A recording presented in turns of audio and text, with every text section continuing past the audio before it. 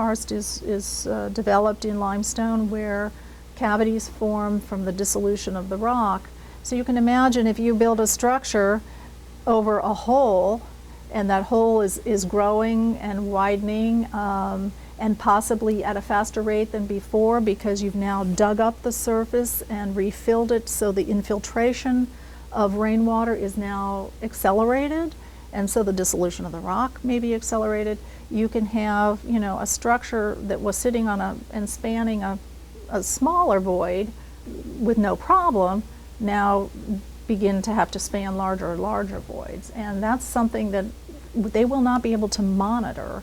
Wherever the pipeline goes, the area that it travels through will be subject to leaks, potential leaks or explosions or whatever. And in karst geology, you can imagine a sandbox. If you were to put in a contaminant and it was flowing through saturated sand, it would flow in a pretty predictable way. It would form a plume of contaminants and it would flow down gradient, and you would be able to predict where it's going to go and which wells it might impact and that kind of thing. In karst, you cannot do that because the voids are interconnected in random directions. They may go this way for a while, and then they may go this way for a while, and up and down and all around.